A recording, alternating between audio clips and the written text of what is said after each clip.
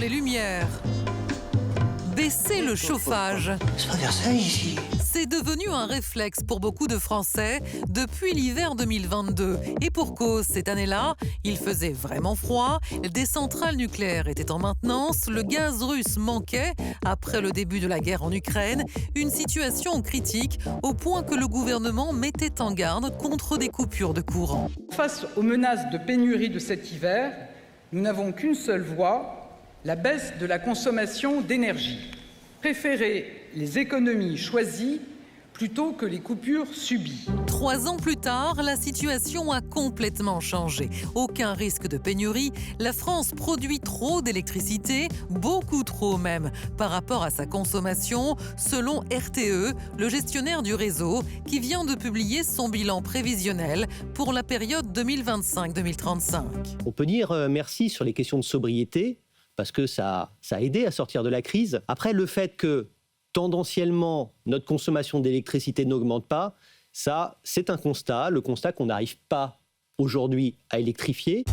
RTE a pour objectif d'accélérer la transition vers l'électrique des équipements, des transports ou des entreprises pour supplanter les énergies fossiles et décarboner davantage l'activité économique et les usages quotidiens. Nous voulons vous dire que notre avenir est électrique. Sauf que pour l'instant, la consommation d'électricité stagne et que certains se demandent s'il ne faudrait pas réduire la voilure en mettant des centrales nucléaires à l'arrêt ou en freinant le développement des renouvelables. Mais avec quelles conséquences sur nos factures? Va-t-on y perdre ou y gagner? Eh bien, on va voir ça tous ensemble. Merci à tous de nous avoir rejoints sur ce plateau. À mes côtés, Thierry Brosse, bonsoir, bienvenue. Professeur à Sciences Po Paris, spécialiste énergie et climat. Selon vous, la production d'électricité est revenue à son niveau d'avant 2022. Le problème, c'est que la demande donc n'augmente plus. Les nouveaux investissements ne servent donc à rien. Dites-vous, pour y remédier, il faut arrêter le développement des renouvelables. À vos côtés, Jade Lingard, bonsoir. Bonsoir. Bienvenue à vous. Vous êtes journaliste, responsable du pôle écologie de Mediapart. Selon vous, la consommation d'électricité en France est basse par rapport aux prévisions qui avaient été faites au préalable. Le risque, c'est qu'on utilise les énergies renouvelables, justement, comme variable d'ajustement, alors que la France est déjà en retard sur ses objectifs en la matière. Et à vos côtés, Anne de Bréjas, bonsoir. Bienvenue. Ingénieure de recherche sur le fonctionnement du système électrique. Vous êtes porte-parole de la Fédération Sud Énergie. Vous travaillez pour EDF, mais je précise que vous vous exprimez en votre nom propre et pas au nom de l'entreprise. Selon vous, la surproduction d'électricité n'a pas encore d'effet visible sur les factures. Il y a toujours un effet retard, mais ça devrait finir par baisser, dites-vous. Le risque, si les prix sont trop bas, c'est qu'il n'y ait plus assez d'argent pour couvrir les coûts d'investissement. Tout de suite, pour ouvrir ce débat, Marion, vous avez une météo à nous présenter, la météo du jour. Oui, on parle bien de la météo de l'énergie, l'application EcoWatt qui est un peu le bison futé de l'énergie en réalité, puisqu'elle permet depuis 2022 d'anticiper les moments de tension sur le réseau et d'adapter sa consommation pour éviter les coupures. En réalité, il y a eu depuis l'hiver 2022-2023 quelques alertes simulées, mais depuis 2023, plus rien. EcoWatt est 100% vert. Ce jeudi encore, ça veut donc dire que notre pays est en mesure de couvrir tous ses besoins en électricité et sans émettre de gaz à effet de serre. Alors, Anne de Bréjas, est-ce que ça veut dire que c'est fini ce scénario du pire qu'on imaginait en 2022 avec des coupures d'électricité pendant l'hiver ? Oh oui, on s'est éloigné nettement de ce risque-là. Je dirais que le risque qu'on a actuellement, c'est ce qui a été dit, c'est qu'on est très en retard sur l'électrification des usages. Et pour la planète, c'est une extrêmement mauvaise nouvelle. Enfin, on est quand même face à une crise climatique et environnementale majeure. Il faut réagir très vite, il faut décarboner très vite. Décarboner, ça veut dire électrifier. Et là, on n'électrifie pas assez vite. Donc, je dirais que l'enjeu aujourd'hui, c'est vraiment d'arriver à augmenter la consommation. Alors, avant d'en venir... Pardon, la consommation d'électricité, pas d'énergie. Avant d'en venir sur les enjeux et les solutions, sur le constat aujourd'hui de la situation, Jade Lingard, pourquoi est-ce que la consommation, la demande, donc, n'est pas au niveau qui avait été prévu ? Est-ce que c'est lié, moi aussi je vais faire de la météo au climat, à l'hiver doux ? Est-ce que c'est lié à nos comportements plus vertueux, plus économes, à la situation économique, peut-être l'activité industrielle qui est plus faible en raison d'une période économique plus difficile ?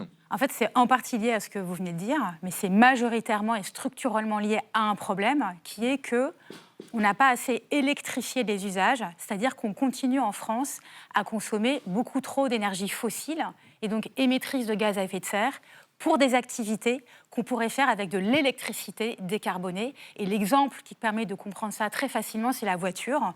On continue à utiliser beaucoup trop de voitures à essence et à diesel, alors qu'on peut aujourd'hui se déplacer de manière décarbonée, par exemple en voiture électrique, mais pas uniquement, transport collectif, covoiturage. Et en fait, ce qu'on voit aujourd'hui, c'est qu'on est en train de payer, et la planète est en train de payer, et le climat est en train de payer très lourdement des retards en fait, dans la politique de transition énergétique dans les transports en France. Et c'est ça que dit aussi la baisse de l'écart entre une production très importante et une consommation très faible. Thierry Brosse, c'est lié aussi au fait que ce surplus, au fait que les entreprises consomment moins, peut-être parce qu'il y a moins d'entreprises ou qu'elles sont en moins bonne forme?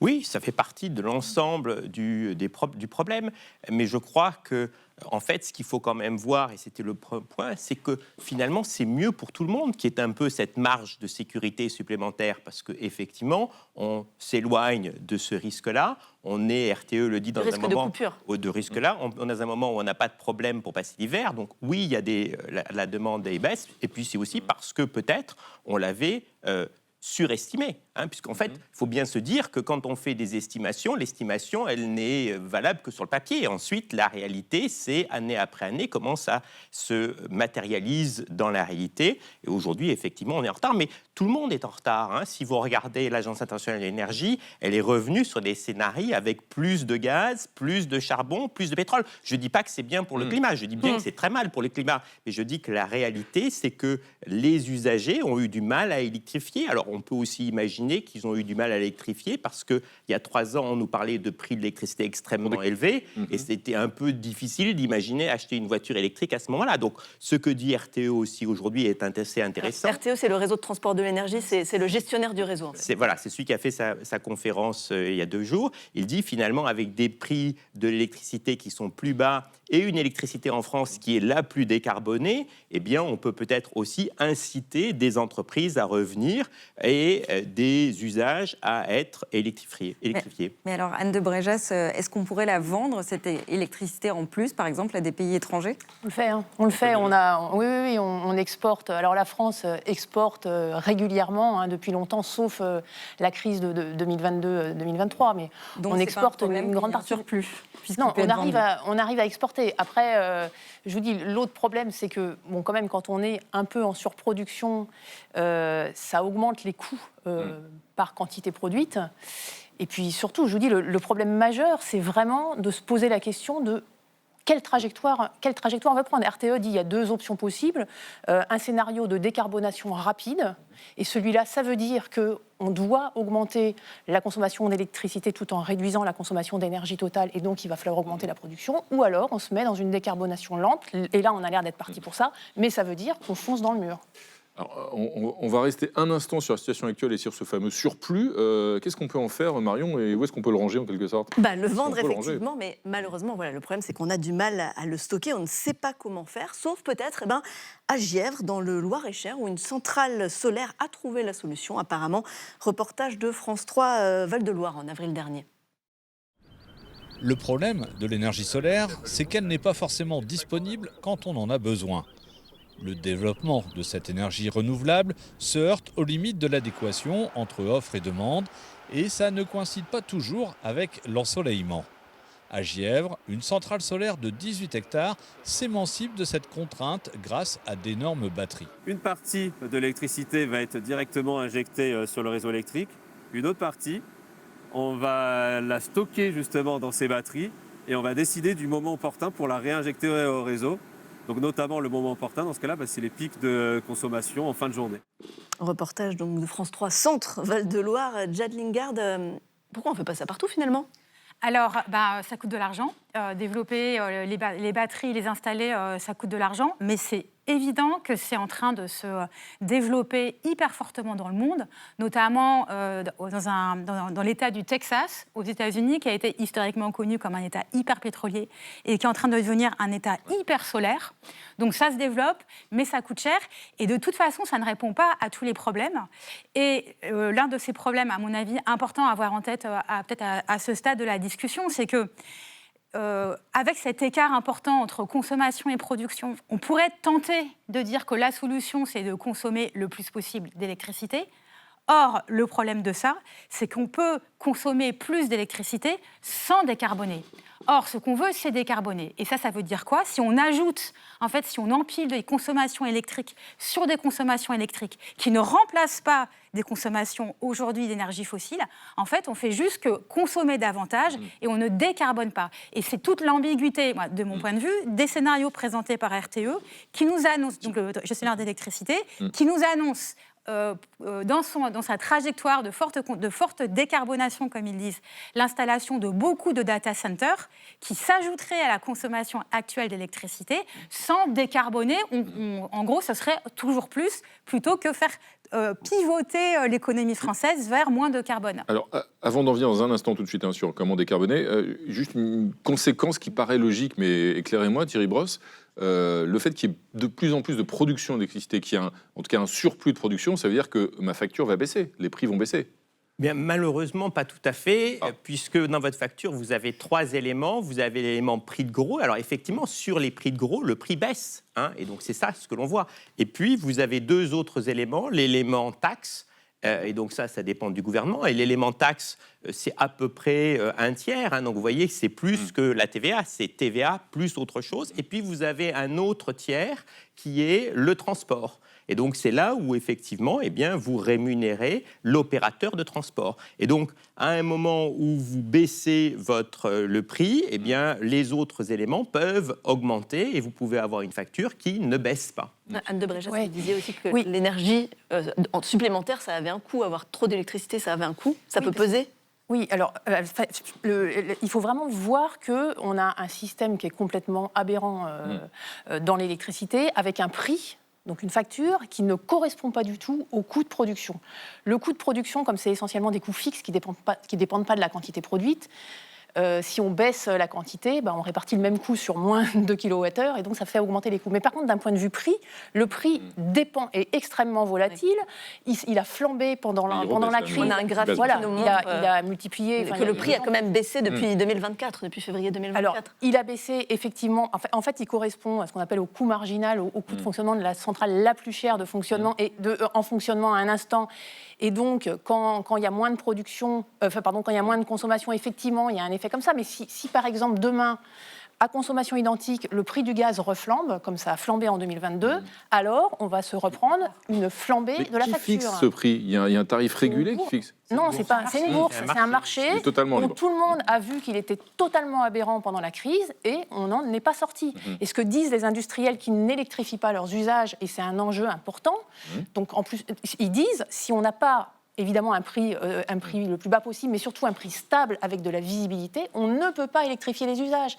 Et c'est pareil pour les véhicules électriques. Si on n'a pas de visibilité, on ne peut pas. Et donc, on a vu pendant la crise des industries délocalisées.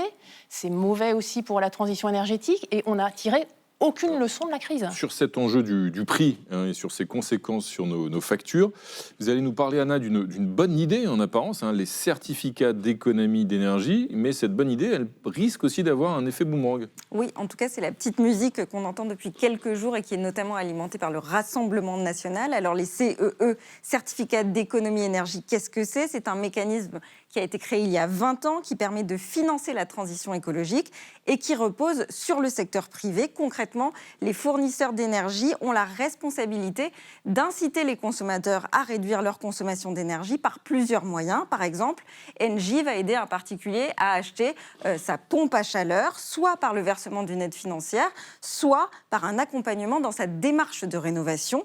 Et l'une ou l'autre de ces actions va permettre à Engie d'obtenir un certificat d'économie d'énergie. Et plus le fournisseur en a, moins il devra payer de pénalités à l'État. En 2025, ces aides versées donc aux particuliers par les fournisseurs d'énergie ont atteint les 6 milliards d'euros et le gouvernement a déjà prévenu qu'il faudrait aller jusqu'à 8 milliards en 2026. Et c'est donc là que ça peut directement toucher à la facture des consommateurs. Selon un rapport de la Cour des comptes, les fournisseurs ont tendance à répercuter le coût de ces certificats sur les factures des ménages. Et en 2023, par exemple, ça représentait 164 € par foyer et par année. Thierry Brosse, on n'est donc pas prêt de voir nos factures diminuer. Mais c'est ce que moi j'appelle les taxes ou quasi-taxes sur votre facture. Et donc, effectivement, l'État essaye de faire des choses, mais à la fin, c'est le particulier qui paye. Et donc, vous avez cette somme de taxes diverses et variées qui sont d'ailleurs assez illisibles pour le client moyen. Et donc, c'est ça qui fait le problème, parce qu'on a deux problèmes. On a un problème qui est celui des prix extrêmement volatiles, et puis vous avez le problème de ces taxes qui s'empilent, et on ne voit pas très bien à quoi ça sert à la fin. Jade Lingard, est-ce que ça veut dire que si jamais on est en état de surproduction, ce qu'on a décrit depuis tout à l'heure, est-ce que l'une des solutions, c'est pas de réduire la voilure en quelque sorte, de baisser la production ? C'est un des deux facteurs. C'est-à-dire que s'il y a trop d'écart entre la consommation et la production, soit on augmente beaucoup la consommation avec les écueils qu'on a décrits tout à l'heure, c'est-à-dire en fait c'est pas très écologique in fine, soit on baisse la production. Mais là on touche vraiment au tabou absolu de cette discussion sur l'énergie. C'est que matériellement, physiquement, mathématiquement, on pourrait se dire est-ce qu'il ne faudrait pas mettre à l'arrêt tel ou tel réacteur nucléaire, on appelle ça placer sous cocon, et ça pourrait être un argument mis sur la table, et en fait on voit bien que c'est pas du tout ça en fait qui est mis en discussion, parce que derrière il y a un tel enjeu de rentabilité d'investissement dans un moment où EDF doit sortir énormément d'argent pour à la fois rénover ses anciennes centrales, payer les nouveaux réacteurs nucléaires EPR, que l'option de réduire la production nucléaire qui lui ferait réduire ses recettes n'est pas mise sur la table. Thierry Brosse, justement, mettre des centrales sous cocon, ça serait une bonne idée d'après vous ? Non, je ne pense pas. Enfin, on a déjà essayé d'en arrêter une, et puis on a eu une crise énergétique. On a arrêté Fessenheim. Donc, en 2016.